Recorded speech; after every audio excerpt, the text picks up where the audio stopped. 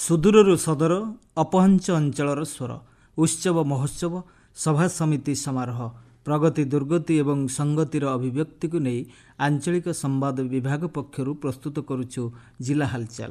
ଆଜି ଜିଲ୍ଲା ହାଲଚାଲରେ ଶୁଣନ୍ତୁ ବୌଦ୍ଧ ଜିଲ୍ଲା ସମ୍ପର୍କରେ। ତଥ୍ୟ ଦେଇଛନ୍ତି ଆମ ବୌଦ୍ଧ ସମ୍ବାଦଦାତା ସମ୍ପତ କୁମାର ଅଗ୍ରୱାଲ। ଉପସ୍ଥାପନାରେ ମୁଁ ମହେଶ୍ୱର ସାହୁ। କେନ୍ଦ୍ର ସରକାରଙ୍କ 12 ବର୍ଷ ଏବଂ ରାଜ୍ୟ ସରକାରଙ୍କ 2 ବର୍ଷର ସଫଳତାକୁ ନେଇ ବୌଦ୍ଧ ଜିଲ୍ଲାରେ ବିକାଶର ଧାରା ଓଡ଼ିଶା ସାରା କାର୍ଯ୍ୟକ୍ରମ ଆୟୋଜିତ ହେଉଛି। ରାଜ୍ୟ ବାଣିଜ୍ୟ ଓ ପରିବହନ ତଥା ଇସ୍ପାତ ଓ ଖଣି ମନ୍ତ୍ରୀ ବିଭୂତି ଭୂଷଣ ଜେନା ବୌଦ୍ଧ ଗସ୍ତରେ ଆସି ଜିଲ୍ଲାର ବିକାଶ ଚିତ୍ର ଉପସ୍ଥାପନ କରିଛନ୍ତି।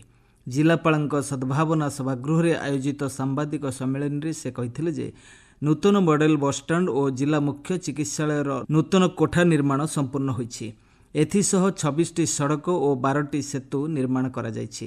ପିଏମ୍ କିଷାନ ଓ ସିଏମ୍ କିଷାନ ଯୋଜନାରେ ହଜାର ହଜାର ଚାଷୀ ଉପକୃତ ହୋଇଥିବା ବେଳେ ଗତ ଖରିଫ ଋତୁରେ 20,72,000 କ୍ୱିଣ୍ଟାଲ ଧାନ କ୍ରୟ କରାଯାଇଥିବା ସେ ସୂଚନା ଦେଇଥିଲେ।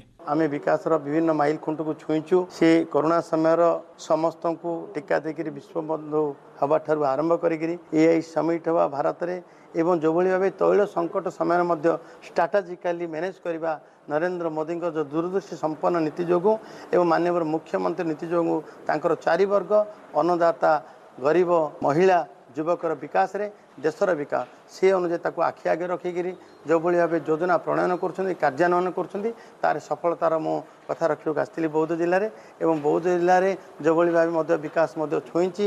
ସ୍ୱାସ୍ଥ୍ୟ କ୍ଷେତ୍ରରେ ଯେଉଁଭଳି ଭାବେ 138 କୋଟି ଟଙ୍କା ବ୍ୟୟରେ ହେଇଥିବା ଆମେ ଆଉ ଅଳ୍ପ ଦିନ ପରେ ସେ ଜିଲ୍ଲା ମୁଖ୍ୟ ଚିକିତ୍ସାଳୟକୁ ଲୋକାର୍ପିତ କରିବୁ ଏବଂ ଜିଲ୍ଲାରେ ଆଇଡିଏସ୍ପି କାର୍ଯ୍ୟକ୍ରମରେ ରୋଗ ସର୍ବେକ୍ଷଣ କାର୍ଯ୍ୟକ୍ରମରେ ମଧ୍ୟ ଭାରତରେ ପ୍ରଥମ ହେବା ଏ ଗୋଟେ ଗୌରବର କଥା ଅଛି ଏବଂ ପ୍ରତ୍ୟେକ କ୍ଷେତ୍ରରେ ଯେଭଳି ମାନ୍ୟବର ମୁଖ୍ୟମନ୍ତ୍ରୀ ଏ ମାସଠାରୁ 1,14,000 ଲୋକଙ୍କୁ ମାସକୁ 10 କିଲୋ ଚାଉଳ ଦେବେ ମୁଖ୍ୟମନ୍ତ୍ରୀ ଅନ୍ନପୂର୍ଣ୍ଣା ଯୋଜନାରେ ଗରିବ କଲ୍ୟାଣ ଯୋଜନା ଇଏ ହେଉଛି ମୁଖ୍ୟମନ୍ତ୍ରୀଙ୍କ ମାନବୀୟ ସମାବେଶୀ ବିକାଶର ଗୋଟେ ଉଦାହରଣ ଏବଂ ସବୁ କ୍ଷେତ୍ରରେ ଆଜି ଓଡ଼ିଶା ଭାରତ ବର୍ଷରେ ଯେମିତି ଛୁଇଁଛି ଗ୍ରୋଥ ଇଞ୍ଜିନ୍ ରୂପେ ଉଭା ହେଇଛି ସେଭଳି ଭାବେ ବୌଦ୍ଧ ଜିଲ୍ଲା ମଧ୍ୟ ବିକାଶ ରାସ୍ତାରେ ଚାଲିଛି। ଅନ୍ତର୍ଜାତୀୟ ଯୋଗ ଦିବସ ଅବସରରେ ବୌଦ୍ଧ ଜିଲ୍ଲା ପ୍ରଶାସନ କ୍ରୀଡ଼ା ଓ ଯୁବ ସେବା ବିଭାଗ ଏବଂ ଯୋଗ ମହୋତ୍ସବ ସମିତି ଓଡ଼ିଶାର ମିଳିତ ଆନୁକୂଲ୍ୟରେ ଜିଲ୍ଲାସ୍ତରୀୟ ଯୋଗ ଦିବସ ସ୍ଥାନୀୟ ଷ୍ଟାଡିୟମରେ ପାଳିତ ହୋଇଛି। ଜିଲ୍ଲାପାଳ ବିଭୂତି ଭୂଷଣ ନାୟକଙ୍କ ସଭାପତିତ୍ୱରେ ଆୟୋଜିତ ସମାରୋହରେ ବୌଦ୍ଧ ବିଧାୟକ ତଥା ସରକାରୀ ଦଳର ମୁଖ୍ୟ ସଚେତକ ସରୋଜ କୁମାର ପ୍ରଧାନ ମୁଖ୍ୟ ଅତିଥି ଏବଂ ଜିଲ୍ଲା ଆରକ୍ଷୀ ଅଧୀକ୍ଷକ କୁଲଦୀପ ମୀନା ସମ୍ମାନିତ ଅତିଥି ଭାବେ ଯୋଗ ଦେଇଥିଲେ। ଯୋଗଗୁରୁ ଦେବାଶିଷ ପୁରୋହିତ ଯୋଗାଭ୍ୟାସ କରିବା ସହ ଯୋଗ ସମ୍ବନ୍ଧୀୟ ଶପଥ ପାଠ କରାଇଥିଲେ। ବୌଦ୍ଧ ସହରରେ ଶ୍ରୀଜଗନ୍ନାଥ ମହାପ୍ରଭୁଙ୍କ ଗୁଣ୍ଡିଚା ରଥଯାତ୍ରା ଜୁଲାଇ 16 ତାରିଖ ଏବଂ ବାହୁଡ଼ା ଯାତ୍ରା ଜୁଲାଇ 24 ତାରିଖରେ ଅନୁଷ୍ଠିତ ହେବ। ଏହାର ସୁପରିଚାଳନା ପାଇଁ ଜିଲ୍ଲାପାଳ ବିଭୂତି ଭୂଷଣ ନାୟକଙ୍କ ସଭାପତିତ୍ୱରେ ଜିଲ୍ଲାସ୍ତରୀୟ ପ୍ରସ୍ତୁତି ବୈଠକ ହୋଇଥିଲା।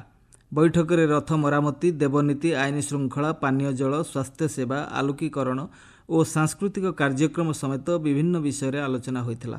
ରଥଯାତ୍ରାକୁ ଶାନ୍ତିପୂର୍ଣ୍ଣ ଓ ଶୃଙ୍ଖଳିତ ଭାବେ ସମ୍ପନ୍ନ କରିବାକୁ ଜିଲ୍ଲାପାଳ ଆହ୍ୱାନ ଦେଇଥିଲେ।